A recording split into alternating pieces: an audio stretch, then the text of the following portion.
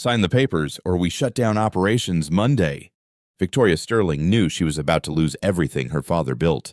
In desperation born of corporate warfare, words escaped her lips that would change both their lives. If anyone can save this company, I'll marry them. The coffee cup rattled against its saucer as three men in Armani suits invaded her father's penthouse office. Victoria Sterling's coffee cup rattled against its saucer as three men in Armani suits invaded her father's penthouse office. The lead attorney's briefcase hit the mahogany table with the finality of a gavel, documents spilling out like an execution order. "Gentlemen, it's Saturday morning," Victoria said, her voice tight with controlled fury. "My legal team is irrelevant." The man's smile could have frozen champagne. Hartwell Industries owns 51% of your voting shares as of yesterday. You have 1 hour to sign voluntary merger papers, or we file for hostile takeover Monday at 9 a.m. The scent of expensive cologne mixed with the metallic taste of fear in Victoria's mouth. Through the floor-to-ceiling windows, Manhattan's weekend quiet felt like the calm before a corporate storm. Marcus Chen's wrench slipped, clattering against the HVAC duct as hostile takeover unfolded 15 feet from his weekend emergency repair. His worn coveralls and tool belt marked him as invisible in this world of power suits and predatory smiles. "You think you can just walk in here?" And Victoria started, "Mrs. Sterling, your father is dead. His little secrets died with him." The attorney gestured dismissively toward the vintage mechanical safe built into the wall. That antique couldn't save Sterling Industries from a competent 7-year-old, much less from us. Marcus watched through the maintenance panel gap as Victoria's hand moved protectively toward the safe. The Mosler Double Guard series, he'd helped design the integration protocols for systems like that, back when he was someone who mattered. His phone buzzed. Emma's text glowed. "Daddy, are you still at work? I need help with my project about heroes." Heroes. His 8-year-old daughter still believed her maintenance worker father was capable of heroic things. "I need time to consider," Victoria began. "Time's up." The attorney snapped his fingers. "Johnson, call the federal courthouse. File the emergency motion." A younger lawyer reached for his phone, but Victoria's voice cut through the air like breaking glass. "Wait." Her eyes found Marcus through the maintenance gap, desperation making her reckless. "If you can open this safe, I'll marry you." The attorneys burst into laughter. The lead man turned to see Marcus emerging from behind the panel, tool belt jangling, grease stains on his coveralls making him look even more out of place among the corporate warfare. "Ma'am." The attorney wheezed between chuckles. "Surely you're not serious about trusting the help with—" "Look at this guy." Another lawyer sneered. "What's he gonna do? Hit it with a wrench." Victoria's smile held cruel amusement as she looked Marcus up and down, single father, maintenance worker, someone so far beneath her notice that the marriage proposal was clearly a joke at his expense. Marcus stepped forward, his weathered hands steady despite 3 suits full of contempt focused on him. 20 years of being dismissed. 20 years of being treated like furniture in buildings he'd once helped design. 20 years of his daughter asking why Daddy couldn't find important work like other fathers. "Ma'am," he said quietly, approaching the safe that had defeated every professional locksmith team in the city. Some locks remembered their makers. The laughter died as his fingers found the dial mechanisms with practiced familiarity. The first tumbler clicked into place with a sound like thunder in the sudden silence. Victoria's smirk faltered as she realized the maintenance man she'd just publicly mocked might actually know what he was doing. The second tumbler found its position with mechanical precision. 20 years of muscle memory guiding Marcus's fingers around the dial. He could feel the attorney's laughter dying behind him, replaced by something that might have been nervousness. "This model," Marcus said, his voice steady as he worked. "They don't make them like this anymore. Mosler Double Guard series. Integrated security protocol." His calloused hands moved with surprising delicacy around the vintage dials. "Takes more than brute force to crack one of these." Victoria stepped closer, her expensive perfume mixing with the metallic scent of old steel. "You actually know what you're doing." "Ma'am, I've worked on systems like this before. Marcus's tool belt clinked softly as he adjusted his position, but his focus never left the safe. The third dial responded to his touch like an old friend recognizing a voice. The lead attorney cleared his throat. Mrs. Sterling, we don't have time for parlor tricks. Your deadline is 6 hours away. Victoria cut him off, her dismissive tone now directed at the suits instead of the maintenance man. He's got until then. Marcus pulled a worn leather notebook from his back pocket. Pages yellowed with age and use. Technical diagrams covered every available space. Mechanical specifications written in precise engineering script. He flipped through sections marked with careful tabs lock mechanisms, security protocols, system integrations. My daughter thinks I fix broken things, Marcus said quietly, finding the page he needed.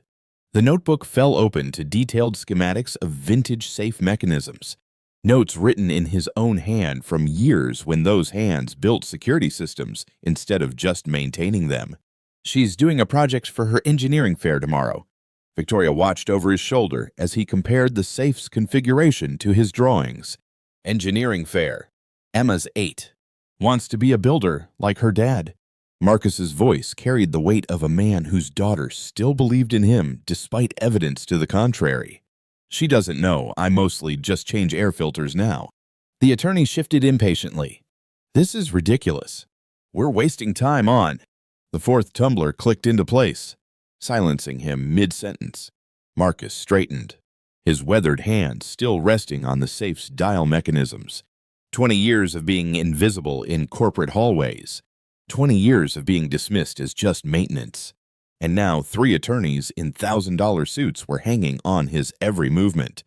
You know, he said, turning to meet Victoria's eyes directly for the first time. Locks have memory built into their mechanics. The original programmer leaves traces in the calibration, tiny adjustments that respond to familiar touch. He rotated the 5th dial with practiced confidence. Sometimes the lock remembers its maker. Victoria's breath caught as the mechanism responded with a deep, resonant click that seemed to shake the foundation of the building itself. The attorneys fell silent, their briefcases and hostile takeover documents suddenly seeming less important than the maintenance man who was making the impossible look routine. How many more? Victoria whispered. Marcus consulted his notebook, running calculations in his head that belonged to an engineer, not a janitor. 2 more sequences. Then we'll see what your father wanted to keep safe.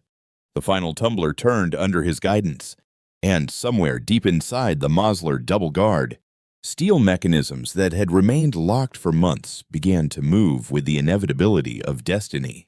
And the Mosler's final mechanism disengaged with a sound like thunder trapped in steel. Marcus stepped back as the massive door swung open on silent hinges, revealing the dark interior of a vault that hadn't breathed outside air in months. Impossible, the lead attorney breathed, his briefcase forgotten on the table. 3 locksmith teams couldn't crack that thing. Victoria peered into the safe's depths, her hands trembling slightly. Instead of the legal documents she'd expected, the vault contained something far more complex: engineering blueprints, sealed evidence bags, and what looked like a complete forensic investigation laid out in meticulous detail.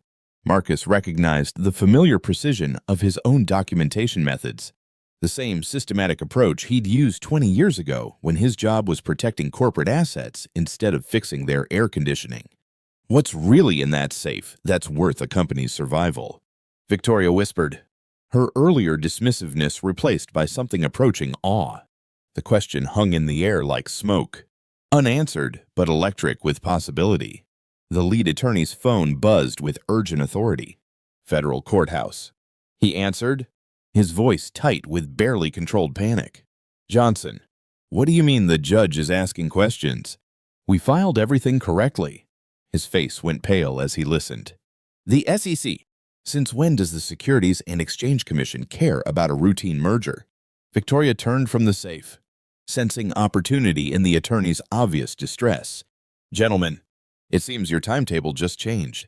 Marcus pulled another blueprint from the vault, this one bearing official stamps and signatures he recognized from his engineering days. The documents weren't just legal papers, they were system specifications, security protocols, and what looked like evidence of deliberate sabotage dating back decades. His phone vibrated. Emma's voice came through clear and excited. "Daddy, I found pictures of your old work online. You used to design security for really important buildings. Why didn't you tell me you were famous?" The words hit Marcus like a physical blow. Famous. His 8-year-old daughter had discovered what he'd been trying to forget, that Marcus Chen, P.E., had once been someone who mattered in the corporate world. "Mrs. Sterling," the lead attorney said, closing his phone with shaking hands. "We need to discuss revised terms. It seems certain irregularities in our client's previous acquisitions have come to light." Victoria's smile could have powered the building's emergency systems. Irregularities. Marcus spread the blueprints across her father's desk, his engineering training taking over as he analyzed the documentation. 20 years of institutional memory came flooding back security protocols he'd designed, systems he'd integrated, and, most importantly, the deliberate flaws that had been introduced after his forced departure. "These aren't just legal documents," he said quietly, his voice carrying newfound authority. "This is evidence of systematic corporate espionage. Your father documented everything." The lead attorney's confidence crumbled like cheap concrete. "Now, wait just a minute." "No," Victoria said, her hand resting on the safe that had just transformed from obstacle into weapon. "You wait. It seems my father left me more than just a company to protect." Marcus looked up from the blueprints, meeting her eyes with the steady gaze of someone who just remembered exactly who he used to be. The maintenance worker facade was beginning to crack, revealing glimpses of the security architect who'd once been the best in the business. The safe had kept more than documents, it had preserved the truth that would change everything. Marcus spread the engineering schematics across Victoria's father's desk with systematic precision, his movements carrying the practiced efficiency of someone who'd analyzed complex security breaches before. The blueprints revealed a story written in technical specifications and timestamps, a methodical pattern of system vulnerabilities introduced after his departure from Sterling Industries. The tolerance specifications on these access protocols were altered, he said, his finger tracing modified security pathways. "Someone with intimate knowledge of the original design systematically weakened your father's defenses." Victoria leaned over his shoulder, her expensive perfume mixing with the musty scent of old documents. "You can read all this." "Ma'am, I wrote half of these protocols 20 years ago." Marcus pulled his reading glasses from his shirt pocket, the simple gesture transforming him from maintenance worker to technical analyst. "Your father kept detailed records of every security modification made after my departure. This isn't random corporate espionage. This was surgical sabotage by someone who understood exactly what they were destroying." The lead attorney shifted nervously near the window, his earlier confidence replaced by the pallor of someone watching carefully laid plans unravel. "Mrs. Sterling, these documents prove nothing about our current merger proposal." Marcus looked up from the blueprints, his eyes holding the steady authority of an expert witness. "Actually, they prove everything." Victoria's desk phone rang with the sharp insistence of crisis management. "Sterling Industries," she answered, her voice crisp despite the chaos surrounding her. "Victoria, thank God I reached you." The voice belonged to her head of legal, calling from what sounded like a car speeding through weekend traffic. "The SEC has frozen all merger activity pending investigation. 4 hours until they file preliminary injunctions against Hartwell Industries." Marcus watched Victoria's face cycle through relief, vindication, and something that looked like the first taste of genuine hope she'd felt in months. The corporate raiders who'd seemed unstoppable an hour ago were now scrambling to avoid federal charges. 4 hours, Victoria repeated, meeting Marcus's gaze with new understanding. "That gives us time to document everything properly." She hung up and turned to the attorneys, who were already gathering their briefcases with the hurried movements of people planning strategic retreats. "Gentlemen, it seems your 60-minute deadline just became irrelevant." Marcus felt his phone vibrate. Emma's latest message glowed on the screen. "Dad, The internet says you invented security systems for banks and governments. Are you secretly a superhero? The question hit him harder than it should have. Superhero. His daughter's faith in him had never wavered, even when his own belief in his abilities had crumbled under 20 years of being treated as disposable. Mrs. Sterling, the lead attorney said, his voice tight with barely controlled panic. Even if these documents raise questions about historical practices, they don't invalidate our legitimate business interests. Marcus stood slowly, his full height and engineering credentials finally visible in the way he carried himself. Legitimate business interests don't require systematic security sabotage spanning 2 decades. He pulled a sealed evidence bag from the safe, its contents visible through clear plastic USB drives, backup tapes, and what appeared to be recorded communications. Your father wasn't just documenting the sabotage. He was building a federal case. Victoria's hands trembled as she examined the evidence. All these years, I thought he was just being paranoid about corporate security. Paranoid men don't survive in business as long as your father did, Marcus said quietly. They survive by being right about threats other people can't see. The attorneys exchanged glances that spoke volumes about damage control and legal liability. Their hostile takeover had transformed into a federal investigation, and the maintenance man they'd mocked an hour ago was reading their sabotage tactics like a technical manual. This changes everything, Victoria whispered. Marcus checked his watch, the gesture carrying weight it hadn't possessed since his engineering days. Ma'am, we've got 4 hours to present a case that's been 20 years in the making. The safe had revealed more than documents. It had preserved a pattern of corporate warfare that reached far beyond Sterling Industries, and the evidence was speaking in a voice that demanded justice. The penthouse elevator chimed with corporate authority as building security stepped into Victoria's office, 3 men in navy blazers with the crisp efficiency of private military contractors. Their leader, a granite-faced man with graying temples, surveyed the scene with calculating eyes. Ms. Sterling, we have reports of unauthorized personnel accessing sensitive company materials. His gaze fixed on Marcus with practiced dismissal. Sir, I need to see your maintenance credentials and building clearance immediately. The lead attorney's confidence resurged like water finding cracks in concrete. Thank you for responding so quickly. Mr.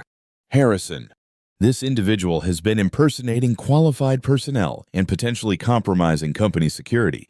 Marcus felt the familiar weight of 20 years' worth of dismissals, but his hands remained steady as he reached for his wallet. The worn maintenance ID photo stared back at him. Marcus Chen. Building Services. Clearance Level 2. Not Marcus Chen. P.E. Security Architect. Just another invisible worker in coveralls. Ma'am, Harrison said to Victoria, company policy requires all non-executive personnel to be escorted from the premises during sensitive corporate proceedings. Victoria's jaw tightened. Mr. Harrison, this man has been instrumental in accessing crucial company documents he had no authorization to access. The attorney interjected smoothly. His presence here represents a serious breach of corporate confidentiality protocols. Marcus pulled his engineering notebook from the safe's evidence pile, its weathered pages containing technical specifications that predated most of the people in the room. The margins were filled with his handwritten notes, system vulnerabilities he'd identified, security recommendations that had been ignored, and, most damning of all, modification requests that had been implemented after his forced departure. Mr. Harrison, Marcus said quietly, opening the notebook to a page marked with careful tabs. Does Sterling Industries still use the integrated access control system installed in 2004? Harrison's professional mask flickered for just a moment. That information is classified. Level 7 clearance codes. Biometric integration with legacy mechanical systems. Redundant failsafes programmed into the building's HVAC network. Marcus recited the specifications from memory, his voice carrying the authority of someone who'd designed every word. The system I'm describing doesn't appear in any current company documentation because it was installed under a classified government contract. The attorneys exchanged glances that spoke volumes about damage control strategies rapidly becoming obsolete. Victoria stepped forward, something crystallizing in her expression. Mr. Chen, are you telling me you designed our current security infrastructure? Ma'am, I designed the security infrastructure for half the financial district. Marcus closed the notebook with deliberate precision, including the systems that someone has been systematically compromising for the past 20 years. Harrison's hand moved toward his radio, but Marcus's next words stopped him cold. The HVAC maintenance access codes I used this morning are still active in your system. Alpha Prime clearance, issued under a federal security contract that technically never expired. The building security chief's face went pale. Alpha Prime clearance didn't exist on paper. It was ghost authorization for engineers working classified government projects, the kind of credentials that opened doors most people didn't even know existed. That's impossible, Harrison breathed. Marcus pulled his phone from his pocket, speed dialing a number he hadn't called in 20 years. Emma, honey, I need you to do Daddy a favor. Remember those old ID cards in my desk drawer? Can you read me the numbers on the one that says Federal Security Certification? His daughter's voice came through the speaker, clear and proud. Sure. Daddy. It says Marcus Chen, Principal Engineer, Clearance Level Alpha Prime, Certification Number 7749, issued March 15th, 2008. Daddy. This card says you're authorized for all federal security installations. That sounds really important. The silence in the penthouse office was deafening. The lead attorney's briefcase hit the floor as he fumbled for his phone, his earlier arrogance replaced by the frantic energy of someone trying to stop an avalanche with paperwork. We need immediate legal consultation. Federal security clearances change the entire scope of everything, Victoria finished, her voice carrying the steel of someone who just realized her father's final chess move was more sophisticated than anyone had imagined. They change everything. Marcus pocketed his phone, his daughter's proud voice still echoing in his ears. 20 years of being dismissed. 20 years of being treated as disposable. And Emma had just read aloud the credentials that proved he'd never stopped being the man who built unbreachable security systems. Harrison stepped back from Marcus with the careful respect reserved for federal authorities. Sir, we weren't informed of any ongoing security consultation because it was classified, Marcus said simply. Your CEO's father hired me under federal contract to document and prevent the exact corporate espionage you've been experiencing for 2 decades. The attorneys were already gathering their documents with the hurried movements of people planning strategic retreats. But their briefcases and merger papers seemed suddenly inadequate against 20 years of documented federal evidence. Victoria's hand found the engineering notebook, its pages now revealed as something far more dangerous than technical specifications. You've been working undercover this entire time. Marcus met her eyes with the steady gaze of someone who just remembered exactly who he was. Ma'am, I never stopped working.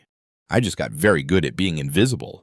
The safe had revealed more than evidence. It had preserved the identity of a federal security consultant whose job had been to catch corporate saboteurs in the act. Victoria's secure line rang with the authority of federal intervention. She answered on speaker, her voice steady despite the corporate warfare unfolding in her office. Miss Sterling, this is Margaret Hayes, General Counsel for the Securities and Exchange Commission. We're calling to verify the identity of a federal security consultant who may be assisting with your current corporate crisis. Marcus felt 20 years of careful invisibility evaporating in real time. The attorneys froze like deer in headlights, their merger documents suddenly seeming as relevant as yesterday's stock prices. Ma'am, the SEC counsel continued. We need to confirm the active status of Principal Engineer Marcus Chen. Federal Security Clearance Alpha Prime. Certification Number 7749. Issued March 15th, 2008. Our records indicate he was assigned to Sterling Industries under classified government contract for ongoing corporate espionage investigation. Victoria's eyes found Marcus across the office, seeing him clearly for the first time, not maintenance worker, not even security consultant. but federal investigator whose 20-year assignment was about to surface from the shadows. Mr. Chen is present, Victoria said carefully. Sir, please confirm your current operational status. Marcus stepped forward, his voice carrying authority that hadn't been heard in Sterling Industries' executive offices in 2 decades. Federal security consultation active. Assignment parameters unchanged since initial deployment. Thank you, Mr. Chen. The SEC counsel continued, her voice carrying the weight of federal backing. For the record, your classified assignment involved documenting systematic corporate espionage targeting Sterling Industries and related financial sector entities. Your findings have been integral to our ongoing federal investigation into market manipulation and hostile takeover fraud. The lead attorney's face went ashen. Federal investigation? We were never informed. Mr. Harrison. The SEC voice cut through his protests like a blade. Corporate raiders operating under fraudulent pretenses are not typically informed of federal surveillance operations. Marcus pulled the final evidence bag from the safe. Its contents now revealed as more than corporate documentation recorded communications, financial transaction records, and what appeared to be a complete surveillance operation spanning 2 decades. Your father didn't just hire me to design security systems, Marcus said to Victoria, his voice quiet but carrying absolute certainty. He hired me to catch the people who were systematically destroying them. Harrison stepped back from the evidence spread across Victoria's desk, his professional confidence cracking like thin ice. Sir, if you're federal law enforcement, why the maintenance cover? Because maintenance workers are invisible. Marcus replied simply, we can access every system, every floor, every conversation. 20 years of corporate espionage requires 20 years of patient documentation. The SEC counsel's voice returned with bureaucratic precision. Mr. Chen, we're prepared to unseal your investigative findings, pending resolution of current hostile takeover attempt. What's your assessment of Hartwell Industries' acquisition methods? Marcus opened his engineering notebook to pages that were no longer technical specifications, but evidence logs. Systematic. Professional. 20 years of market manipulation disguised as legitimate business practice. They've used the same playbook on 17 different corporate targets. Victoria felt the weight of understanding settle on her shoulders like lead blankets. You've been watching them the entire time. Ma'am, I've been documenting them the entire time. Your father understood that some corporate raids aren't business. They're organized crime with better lawyers. The attorneys were already moving toward the exit. Their briefcases and merger documents transformed from weapons into evidence of federal crimes. Their 60-minute deadline had become a countdown to indictments. Gentlemen, Victoria called after them, her voice carrying newfound steel. I believe federal agents will want to discuss your acquisition methods in considerably more detail. The door closed behind them, with the finality of justice delayed but not denied. Mr. Chen, the SEC counsel said, we'll need your complete investigative file transferred to federal prosecutors within 48 hours. 20 years of evidence requires careful legal preparation. Marcus looked around the penthouse office where he'd spent 2 decades being invisible, documenting crimes that powerful people assumed would never be discovered. Ma'am, the evidence has been ready for federal presentation since day 1. Victoria's phone buzzed. Emma's voice filled the office through the speaker. Daddy, are you really helping save a whole company? The news says there are federal agents and everything. The question hit Marcus harder than any corporate power play. His 8-year-old daughter was watching her maintenance worker father transform into someone whose work actually mattered on the evening news. Emma, honey, Daddy's just doing his job. The important job, or the fixing things job. Marcus met Victoria's eyes, seeing respect where contempt had existed an hour earlier. Both, sweetheart. Sometimes the most important job is fixing things that powerful people broke. The SEC counsel's voice carried final authority. Mr. Chen, your cover assignment is officially concluded. Sterling Industries is now under federal protection pending prosecution of corporate espionage charges. The safe had revealed more than evidence. It had preserved a federal operation that turned corporate raiders into defendants and maintenance workers into the architects of justice. The secure line went dead, leaving Marcus and Victoria alone in the penthouse office that had witnessed 20 years of invisible warfare. Federal protection sounded reassuring in theory, but the reality hit Marcus like cold water. His cover was blown. His federal assignment concluded, and Emma would never again have a father who simply fixed broken things in anonymous buildings. "Mr. Chen," Victoria said quietly, "I owe you an apology that goes far beyond this morning." Marcus gathered his engineering notebook and federal evidence. Muscle memory, preparing for another disappearance. Another identity shift to some new assignment in some other city. "Ma'am, I was just doing my job." For 20 years, living as maintenance staff while corporate raiders destroyed companies around you. Victoria's voice carried the weight of someone finally understanding the price of justice. "What did that cost you?" Marcus thought of Emma's school presentations, where other children talked about their parents' impressive careers while his daughter proudly announced that Daddy fixed important buildings. The protective lie had become truth, but truth came with consequences neither of them had anticipated. His phone buzzed with a text from Emma. "Dad, kids at school saw you on the news. They want to know if you're really a secret agent. Can I tell them you're a superhero?" The question that should have brought joy instead felt like a stone in his chest. Victoria's office phone rang with the harsh insistence of crisis management escalating beyond corporate control. She answered on speaker, her voice steady despite the mounting pressure. "Victoria, this is Tom Bradley at Channel 7 News. We're running a story in 1 hour about federal investigations into corporate takeover fraud. Our sources indicate Sterling Industries has been under federal surveillance for 2 decades. Can you confirm the identity of the undercover agent involved?" Marcus felt his anonymity evaporating in real time. 20 years of careful invisibility, of being the maintenance worker nobody noticed. We're about to become primetime television. Emma's quiet pride in her father was about to become national attention neither of them wanted. "No comment," Victoria said.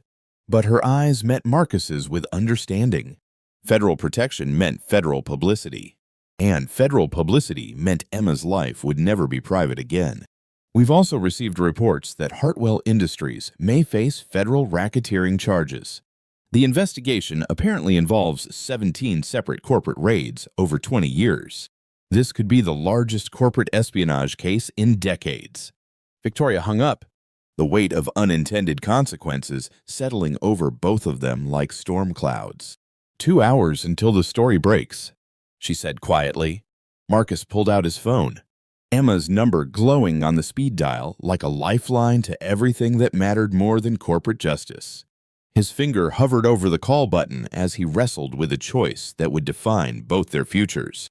"She deserves to know," Victoria said, reading his hesitation with the insight of someone who'd also learned that powerful truths came with powerful prices. "Emma, honey," Marcus said when his daughter answered, her voice bright with weekend excitement. "Daddy, are you really on the news? Mrs. Patterson next door says you caught bad guys." Marcus closed his eyes, feeling the weight of 20 years pressing down like water behind a dam. "Sweetheart, Daddy needs to tell you something important. Remember how I said I fix buildings?" "Uh-huh. Well, I also fix problems for people when bad guys try to hurt their companies. I've been doing that for a really long time. And now everyone's going to know about it." Emma's silence stretched for heartbeats that felt like hours. When she spoke, her voice carried the steady wisdom that 8-year-olds sometimes possess in moments that matter most. "Dad, does that mean you won't be able to be invisible anymore?" The question hit him like a physical blow. His daughter understood better than any federal agent that invisibility had been his greatest protection for both of them. "No, sweetheart, Daddy won't be invisible anymore." "Good," Emma said with fierce pride. "I never wanted you to be invisible anyway." Victoria watched Marcus straighten his shoulders. 20 years of careful anonymity falling away like shed skin. The federal investigation would continue. The corporate raiders would face justice. But the price of truth was a father and daughter who could never again live in the shadows. 2 hours, Marcus said. pocketing his phone with new resolution. That gives us time to make sure the evidence speaks louder than the headlines. What do you need? Marcus opened his notebook to pages that were no longer just engineering specifications, but testimony that could reshape how corporate espionage was prosecuted in federal court. I need to make sure Emma understands that sometimes the most important job is standing up in public and telling the truth, even when it's dangerous. Victoria's voice carried the steel of someone who'd found her own courage in the past few hours. Then let's make sure the truth is worth the risk you're both taking. Marcus looked around the penthouse office where he'd spent 20 years being invisible, documenting crimes that powerful people assumed would never surface. The window of opportunity was closing, but the evidence was ready. Emma was proud, and for the first time in 2 decades, Marcus Chen was prepared to be visible. The safe had preserved more than federal evidence. It had protected a father's ability to choose courage over safety when the moment demanded both. The Sterling Industries boardroom filled with the controlled chaos of federal intervention as emergency session convened 90 minutes before the media storm would break. 7 board members, 3 federal prosecutors, 2 SEC investigators, and Marcus Chen, no longer maintenance worker but expert witness whose testimony would reshape corporate law enforcement. Ladies and gentlemen, Federal Prosecutor Janet Morrison began, her voice carrying the authority of 2 decades in white-collar crime prosecution. We're here to present evidence of systematic corporate espionage targeting Sterling Industries and 16 other financial sector entities. Marcus opened his engineering notebook. Its weathered pages now revealed as investigative documentation that would serve as primary evidence in what prosecutors were already calling the largest corporate racketeering case in federal history. Mr. Chen, Prosecutor Morrison continued, please state your qualifications for this testimony. Marcus Chen, Principal Engineer, Federal Security Clearance Alpha Prime, 20 years undercover investigation, specialized in corporate espionage documentation. His voice carried authority earned through 2 decades of invisible service. I designed security systems for Sterling Industries under classified federal contract, then documented their systematic compromise by hostile acquisition teams. Victoria watched from the head of the conference table as Marcus transformed completely from the dismissed maintenance worker of this morning to federal expert whose every word would determine the fate of corporate raiders who'd assumed themselves untouchable. Marcus pulled evidence bags from the safe's contents, each one marked with federal chain of custody documentation spanning 20 years of patient investigation. Exhibit A, recorded communications between Hartwell Industries executives discussing market manipulation tactics. Exhibit B, financial transaction records showing coordinated attacks on 17 separate corporate targets. Exhibit C, technical specifications proving deliberate security sabotage. The HVAC system whispered overhead as Marcus referenced his notebook, the same system that had provided cover for 20 years of evidence gathering. The same system that hostile acquisition teams had never suspected carried federal surveillance equipment. The access protocols I used this morning weren't routine maintenance. Marcus continued, his technical expertise now serving justice instead of invisibility. Alpha Prime clearance provided complete building access for federal investigation purposes. Every conversation, every document, every strategic meeting has been documented under federal surveillance authority. Board member Harrison shifted uncomfortably. Mr. Chen, you're saying you've been recording confidential corporate communications? Sir, I've been documenting federal crimes disguised as legitimate business practices. Prosecutor Morrison spread technical diagrams across the conference table, the same engineering schematics Marcus had shown Victoria hours earlier, now serving as evidence in federal court proceedings. Mr. Chen's investigation has provided documentation for racketeering charges against Hartwell Industries and associated entities. The boardroom's secure phone system chimed with federal authority. This is SEC Director Williams calling to confirm the status of emergency proceedings. Victoria answered on speaker, her voice steady with newfound confidence. Director Williams, Federal Prosecutor Morrison is presenting evidence in emergency session. Ms. Sterling, We've coordinated with federal prosecutors to announce indictments against Hartwell Industries within the hour. Mr. Chen's 20-year investigation has provided sufficient evidence for racketeering, securities fraud, and corporate espionage charges affecting multiple publicly traded entities. Marcus felt his phone vibrate. Emma's video call request appeared on screen, her face glowing with pride when he accepted. "Daddy, can I see where you work? The important work, not the fixing things work." The 8-year-old's voice filled the federal boardroom with the kind of innocent wonder that reminded everyone present why corporate justice mattered. "Emma, sweetheart, Daddy's helping make sure bad people can't hurt good companies anymore. Are you like a superhero now?" Marcus looked around the boardroom where 20 years of invisible investigation was finally serving public justice, where his daughter could see him as someone who built protection instead of just maintaining it. "No, sweetheart. I'm like an engineer who builds truth instead of buildings." Prosecutor Morrison addressed the board with final authority. Sterling Industries is officially under federal protection. The systematic corporate espionage documented by Mr. Chen's investigation has been disrupted. Hartwell Industries and associated entities will face federal prosecution. Victoria stood, her voice carrying the steel of someone who'd found courage through understanding. "Mr. Chen, on behalf of Sterling Industries and the thousands of employees whose jobs you've protected, thank you for 20 years of service we never knew we needed." The boardroom fell silent as Marcus closed his engineering notebook.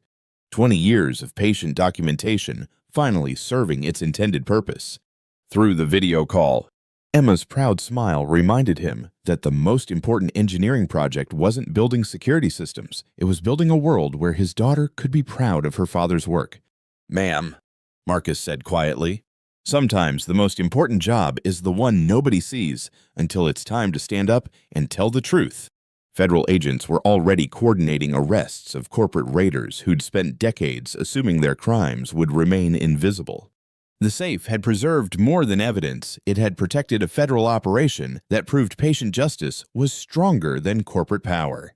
The engineering notebook that had once documented building systems now documented the downfall of an entire criminal enterprise. And Marcus Chen, no longer invisible, stood ready to testify in federal court about 20 years of corporate warfare fought from the shadows. Emma's laughter filled the boardroom through the video call, the sound of a daughter who'd always believed her father was capable of heroic things, finally seeing the world agree with her assessment. 6 weeks after the Sterling Industries revelations made federal headlines, Marcus Chen stood in the lobby of the newly constructed Federal Corporate Security Training Center, watching Emma present her engineering fair project to a room full of government officials and corporate security professionals. The irony wasn't lost on him. His daughter was explaining building security principles to people who'd spent careers thinking they understood corporate protection. "My dad taught me that the strongest security systems protect people, not just money," Emma said, her voice clear and confident as she demonstrated her scale model of integrated building defenses. "He says the best engineers build things that make good people safe and bad people sorry." Federal Prosecutor Morrison approached Marcus, a satisfied smile playing at the corners of her mouth. 17 corporate entities under federal investigation, 43 individual indictments, and an estimated $2 billion in fraudulent transactions documented. "Mr. Chen, your 20-year investigation has reshaped how we prosecute corporate espionage." Marcus watched his daughter field questions from security professionals who treated her insights with the respect reserved for genuine expertise. "Ma'am, I just documented what I saw. Emma's the one who understands what it all means." The training center buzzed with weekend activity as corporate security teams learned new protocols based on Marcus's investigative methods. His invisible 20-year operation had become curriculum for protecting American businesses from systematic fraud. Victoria Sterling entered the presentation room with the quiet authority of someone who'd survived corporate warfare and emerged stronger. 6 weeks as CEO of a federally protected company had taught her that real security came from people like Marcus professionals who built protection systems while others built profit margins. "Emma, that's a remarkable project," Victoria said. examining the girl's engineering model with genuine interest. Your father's methods are being implemented by security teams across the financial sector. Emma beamed with the pride of a child whose father had transformed from invisible maintenance worker to federal consultant whose expertise commanded respect from government officials and corporate executives alike. "Ms. Sterling," Marcus said quietly. "How's Sterling Industries adapting to federal protection protocols?" "Better than expected. Turns out that companies perform more efficiently when they are not under constant attack from corporate raiders." Victoria's smile carried the satisfaction of someone who'd learned that ethical business practices were also profitable business practices. "We're implementing your security integration methods throughout our entire operational structure." The afternoon sunlight streaming through the training center's windows illuminated technical diagrams that bore Marcus's signature, no longer hidden documentation, but public curriculum for corporate protection. As the presentation concluded, Emma packed her engineering materials with the methodical precision she'd inherited from her father. Government officials and corporate security professionals approached her with business cards and university scholarship offers, treating an 8-year-old's insights as genuinely valuable contributions to federal security policy. "Dad," Emma said as they prepared to leave, "Mrs. Patterson says people on TV are calling you a hero. Are you famous now?" Marcus considered the question while watching federal agents coordinate security training based on his investigative methods. Famous felt like the wrong word for someone who'd spent 20 years perfecting the art of invisibility. "Sweetheart, I'm not famous. I'm just visible now." He hefted Emma's engineering project, its weight somehow lighter than the federal evidence he'd carried for 2 decades. Sometimes the most important work happens when people can see it. And sometimes it happens when they can't. The important thing is that the work gets done. Emma nodded with the wisdom of someone who'd always understood that her father built important things, even when the world couldn't see them. "I'm glad you're visible now, Dad. It's easier to be proud of people when everyone else can see why." The training center's lobby filled with weekend foot traffic corporate security teams, federal investigators, and families like Marcus and Emma who discovered that invisible heroism eventually needed to surface for justice to be complete. Victoria approached them near the exit, her expression carrying gratitude that had deepened over 6 weeks of understanding. "Mr. Chen, Sterling Industries would like to offer you a permanent position as Chief Security Consultant. Emma, we'd also like to fund your engineering education through graduate school." Marcus looked at his daughter, seeing not the 8-year-old who'd asked if he was a superhero, but the future engineer who would build security systems that protected people instead of just property. "Ma'am," Marcus said, "we'll consider any opportunity that lets Emma build things that make the world safer." Emma grinned with the confidence of someone whose father had taught her that the most important engineering projects were the ones that protected people who couldn't protect themselves. The Federal Training Center hummed with weekend activity as corporate security professionals learned new methods of protection. And somewhere in that busy building, the invisible work of keeping good people safe continued under Marcus Chen's watchful expertise. Sometimes the most important stories begin in shadows and end in sunshine. But they always end with people who understand that building security means building trust, one invisible day at a time.